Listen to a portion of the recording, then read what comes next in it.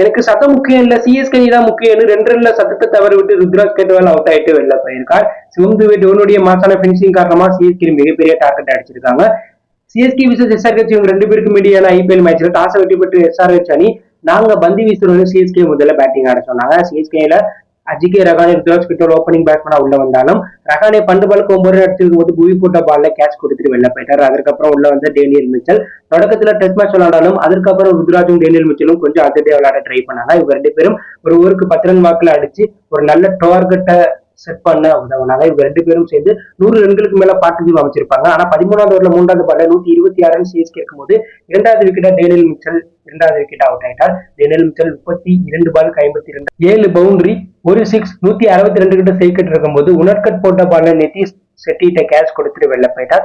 இந்த மேட்ச்ல டேனியல் மிச்சலுக்கு பெருசா பேட்ல தொடக்கத்துல படல, ஆனா அதுக்கப்புறம் கொஞ்சம் அதிரடியா விளையாண்டு கம்பேக் ஆகி சிஎஸ்கே இந்த போட்டியில காப்பாத்திருக்கிறார். ஏன்னா டேனியல் மிச்சல் மட்டும் இந்த மேட்ச்ல கொஞ்சம் ஒழுங்கா விளையாடாம போயிருந்தா சிஎஸ்கேடைய நிலை இன்னும் மோசமா இருக்க கூட வாய்ப்பு இருக்கு. ஸோ முக்கியமான வீரர் டேனியல் மிச்சல் கம்பேக் ஆயிருக்கிறது சிஎஸ்கேக்கு பலமா பார்க்கப்படுது. ஸோ அரை சதம் அடிச்ச ருத்ராஜ் கேட்வார் இந்த மேட்ச்லயே 100 அடிக்க போறாருன்னு அதிரடியா விளையாண்டார். அதுக்கப்புறம் உள்ள வந்து சிவம் துபே முதல் ஒரு 10 பால்ல தடுமாறினாலும் அதுக்கப்புறம் 6 பவுண்டரிமா அடிச்சு பறக்க விட்டாங்க.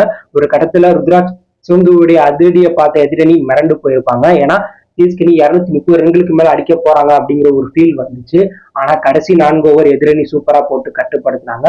அந்த சமயத்துல ருத்ராஜ் 2 ரன் அடிச்சு சதத்தை பூர்த்தி பண்ணாம சிக்ஸ் அடிக்கணும்னு சொல்லி அவசரப்பட்டு ஷார்ட் ஆடி சிக்ஸ் அடிக்க ட்ரை பண்ணி கேட்ச் கொடுத்துட்டு 98 ரன்ல அவுட் ஆயிட்டார்.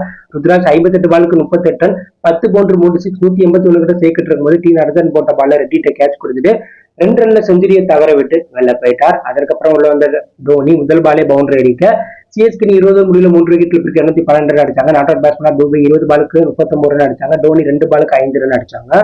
இந்த மேட்ச்ல சிஎஸ்கே முதல் ஒரு 6 ஓவர் வந்து பாத்தீங்கன்னா 52 ரன்களுக்குள்ளதான் அடிச்சிருப்பாங்க. ஆனா நடுவுல இருக்கக்கூடிய ஒரு 7 ஓவர்ல வந்து பாத்தீங்கன்னா 92 ரன்களுக்கு மேல அடிச்சாங்க. பினிஷிங்ல ஒரு 60 ரன் தான் அடிச்சாங்க.